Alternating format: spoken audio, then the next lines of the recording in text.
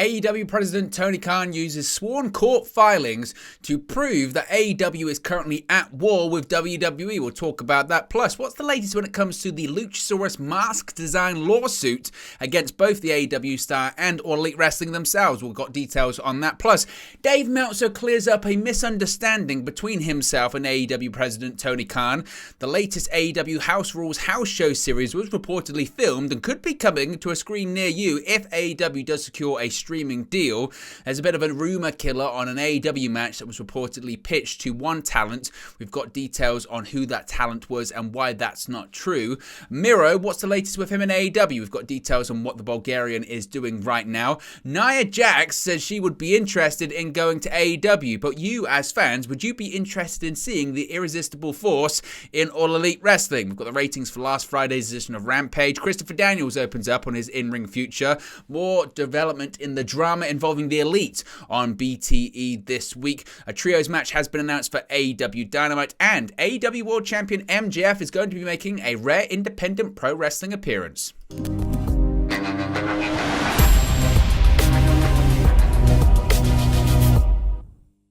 Hey guys, welcome back to Wrestling News 365. Hope everyone is doing very well. As always, there are plenty of news stories to get into in the world of All Elite Wrestling. Let's start off talking about the wrestling war between AEW and WWE. AEW President Tony Khan has used sworn court filings to fire back at criticism that AEW will never win the war with WWE. Having recently claimed there's a real war between WWE and AEW based on what people have alleged, Khan has responded to the belief that his company will never win a war with WWE. In a Twitter exchange that involved a Sopranos meme, Khan responded to the winning a war comment by stating, quote, "That's actually untrue according to their own sworn court filings." Whilst Khan wouldn't specify the court filings in question, MLW filed an amended lawsuit against WWE, claiming that the company had sought to clamp down on competitors being able to monetize content, tampered with talent, and blocked competitors from being able to run venues typically used by WWE. In March 2022, a motion to dismiss the case had seen WWE acknowledge the creation and success of AEW as an example that undercuts MLW's unsupported assertion that substantial barriers to entry exist. Tony Khan has previously stated that WWE had contacted a lot of AEW talent who are currently under contract, accusing the company of tampering with their contracts. It was also noted in replies to Khan's tweet, the AEW owner had previously discussed his investigation into anti-AEW bots on social media as well that was signal boosting negative comments and tweets about AEW as well. What are your thoughts on that? Let me know in the comment section below. Now, Luchasaurus, we haven't seen him on TV for a while, and maybe one reason is because of this ongoing lawsuit. Now, an update has been provided over the December 2022 lawsuit between Composite Effects and both AEW and Luchasaurus. The lawsuit stems from Composite Effects' complaint that was dated December 20, 2022 against All Elite Wrestling and Austin Mattelson, which is AEW's Luchasaurus. The lawsuit, filed in the United States District Court, Eastern District of Louisiana, claims that AEW and Mattelson are using a copyrighted mask design for merchandising purposes without the permission of the designer. Brandon Thurston of WrestleNomics has provided an update stating, quote, "AEW moved today to dismiss 5 of the 6 counts raised by Composite Effects. AEW says it will answer the remaining count after a decision is made on this motion." He would go on to report that AEW argues those counts either failed to make a viable claim or are preempted by the Copyright Act. AEW's legal representation has listed their objection to the 5 counts as CFX fails to state a claim for unfair competition under the Lanham Act, count 2 of the complaint. CFX fails to state a claim under the Louisiana Unfair Trade Practices Act, count 2 of the complaint, and or such claim is preempted by the Copyright Act. CFX conversion claim, count 4 of the complaint, is preempted by the Copyright Act. CFX's unjust enrichment claim, count 5 of the complaint, is preempted by the Copyright Act. CFX's claim for liability for acts causing damages, count 6 of the complaint, is preempted by the Copyright Act. For a deeper explanation on these, you can go check out WrestleNomics. Brandon Thurston always does an excellent job on really the minutiae when it comes to numbers and details and all that kind of stuff. Per the previous story, Composite Effects is seeking profits from AEW that have been made in relation to the alleged infringement, other damages sustained as a result from such, and attorney's fees as well. And if we get any updates as to if those complaints or those the lawsuit itself is dismissed, we'll let you know on a future video. Now, Dave Meltzer has cleared up a miscommunication between himself and AEW President Tony Khan.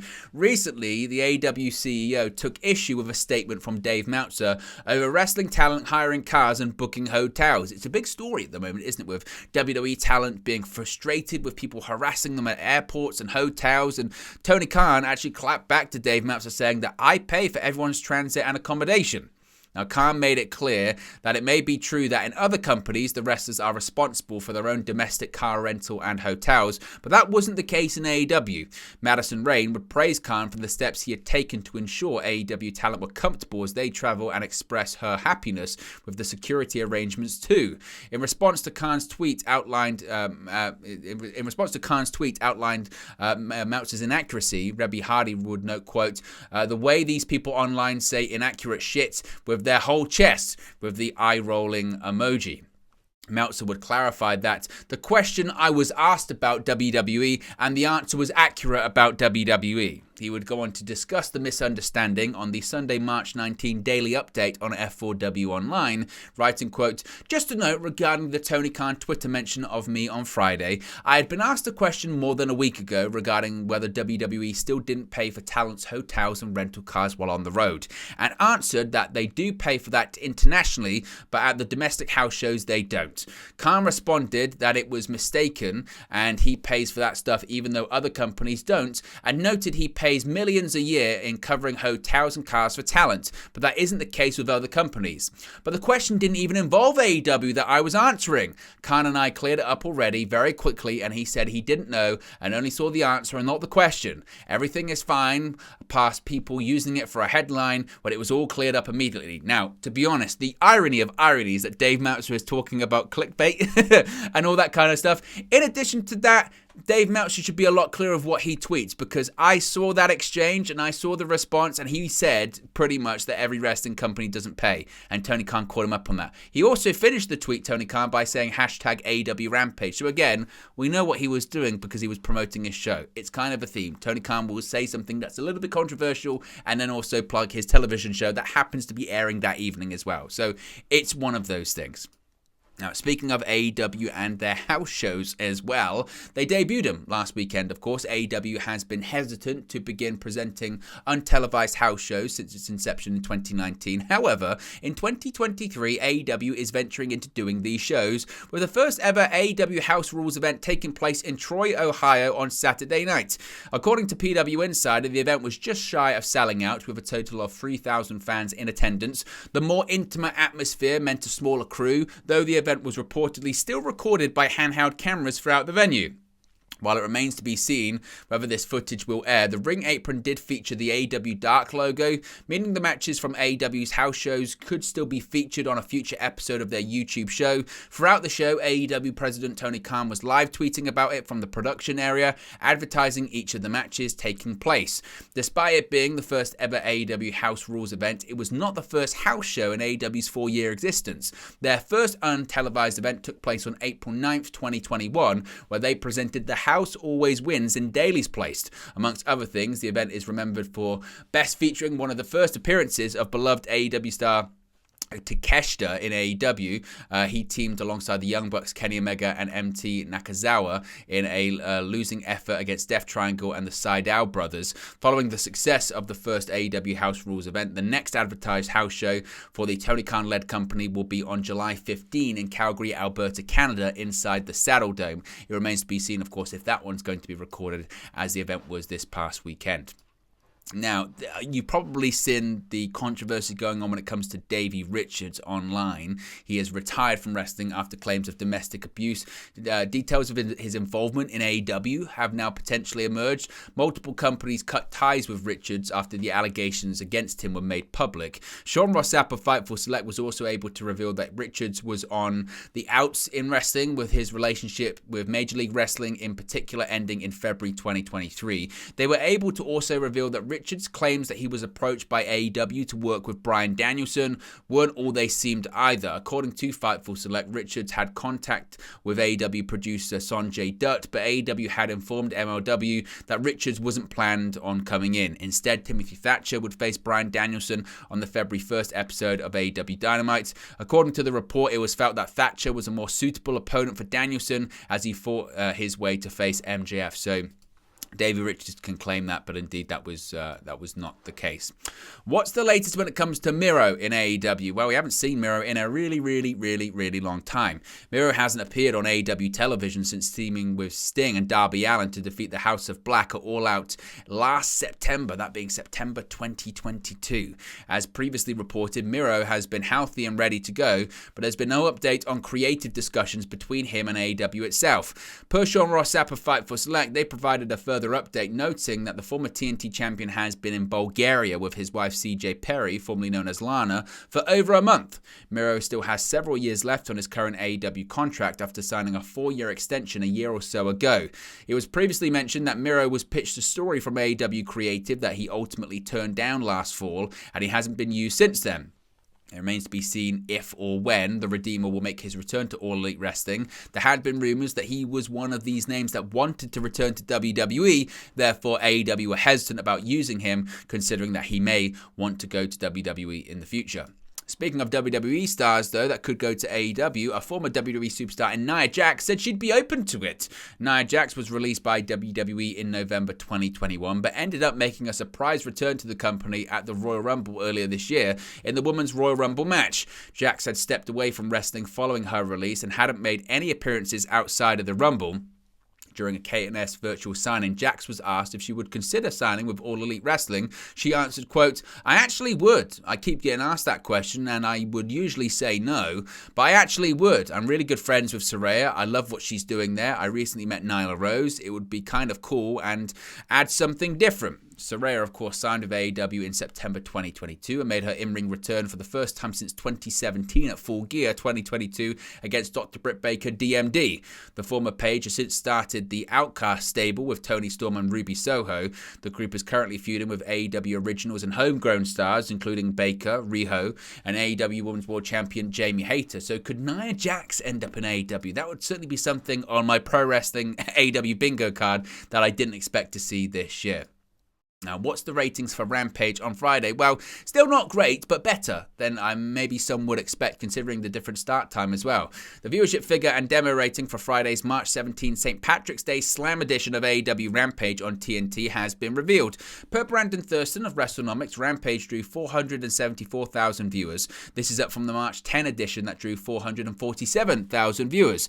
This is the highest total viewership for the program since the January 13 episode, despite starting at a later time slot. In the key 18 to 49 demographic, Friday's show scored a 0.18 rating, which is also up from the week prior that scored a 0.15 rating. AEW Rampage ranked number 26 on cable in the demo for the night. This is the highest demo rating for the program in 2023 so far. The episode featured Powerhouse Hobbs defeating Rey Fenix to retain the TNT Championship, and the in-ring debut of Taya Valkyrie also had that lead-in from the NCAA tournament. That's maybe why that it had that stronger key demo rating, but I'm sure they'll be actually quite pleased with that number, even though it's not great numbers whatsoever, really, for a show on TNT. Christopher Daniels. What's going on with Christopher Daniels and his in-ring future? Well, Daniels he's actually started his professional wrestling career in 1993. After bouncing around independent and major promotions, Daniels made a name for himself as a mainstay for both Ring of Honor and TNA Wrestling. In his 30th year of his career, the Fallen Angel wrestles every match like it might be his last. Speaking with WrestleZone's Bill Pritchard ahead of AAA's Lucha Libre World Cup, Daniels talked about having a great amount of pride being selected to represent Team USA alongside Johnny Caballero, which is John Morrison, Johnny Impact, Johnny Elite, whatever you want to call him, and Sam Adonis. Noting that his team looks to be a formidable one, the former Ring of Honor champion said, quote, "I'm proud to have been chosen to represent the United States. I feel like AAA has the opportunity as one of the top wrestling promotions in Mexico to pick any three Americans it wants to represent the United States, and for me to be chosen out of such a wide array of possibilities, it's an honor. I'll definitely take that seriously when I step into the ring, and to step into the ring with Johnny Caballero and Sam Adonis by my side, I feel like it's a very eclectic mix. but with our experiences, I feel like we're a very strong team in this entire tournament. Daniels continued on to discuss how he wrestles every match like it might be his last, saying, quote, even if this is halfway, which it isn't, but if this was halfway, I'm on the second half. I'm at the tail end. I'm aware enough. It could be my last match Sunday. It could be my last one, and I understand that. Part of the challenge now is to wrestle like it could be my last match. My spirit is willing, and sometimes my flesh is weak. As long as my spirit is strong, I'm going to keep doing this as long as I can. I don't think that this is the last time I'll get an opportunity to work for AAA. I have a good relationship with the company itself, and I look forward to Sunday and see what happens. After we win, anything is possible. Obviously, Daniels recently reunited with his former Ring of Honor World Tag Team Championship partner Matt Sydal on Ring of Honor TV on Honor Club. The duo is set to face Aussie Open on this week's episode. So, Daniel's still going along. For how much longer, though, he's not too sure. What's going on with the Elite and Hangman Adam Page? Well, we've got a bit of an update on the latest episode of Being the Elite, which is rather tongue-in-cheek, but it can give a bit of an update as to really what's going on in the world of the Young Bucks and Kenny Omega. Following Wednesday night's cliffhanger conclusion to AEW Dynamite that saw Kenny Omega and the Young Bucks back up Hangman Adam Page in a confrontation with the Blackpool Combat Club, it seems as if Matt Jackson is taking the Elite's reformation to the next level, in the form of a new group chat between the four men. As seen on the latest March 20 edition of Being the Elite, Matt would add Nick, Omega and Hangman into the chat, which seemed to be taken pretty well by Nick and Hangman. However, the same couldn't be said for Omega. Following Matt and Nick and Hangman posting messages, Omega would not respond, instead leaving the chat rather abruptly.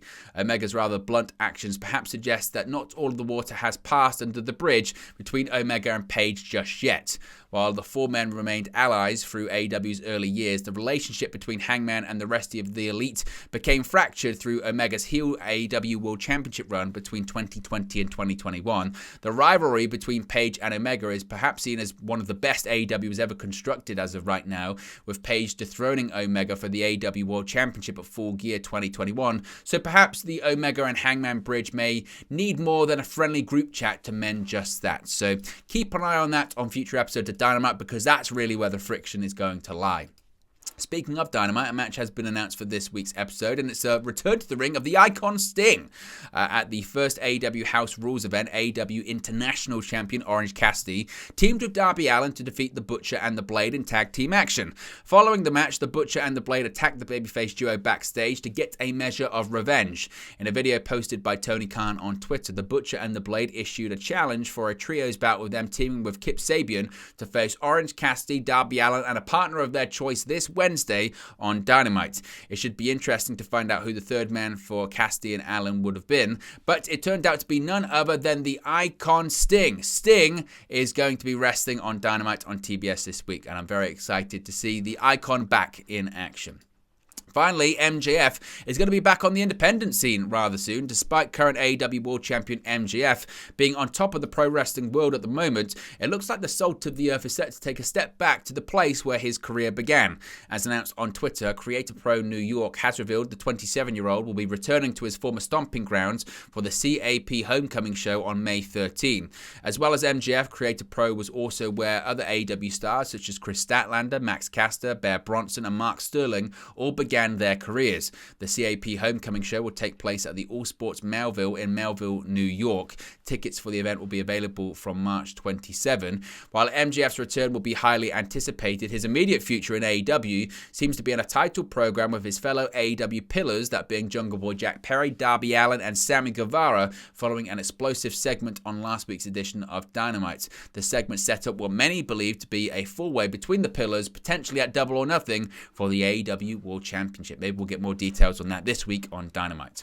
But there you go, guys. It's latest AEW news for you. Be sure to smash a like on the like button. Be sure to subscribe bottom right-hand corner. Let me know your thoughts in the comment section below. Remember, you can join the WN365 roster by clicking that join button, and I'll speak to you again very, very soon. Hey guys, thank you for watching, listening, streaming, or however you come across this video today. Be sure to click on the video on the right there to watch our next video, or click the bottom there to subscribe, or the bottom right hand corner. Thank you very much, and I'll speak to you again very soon.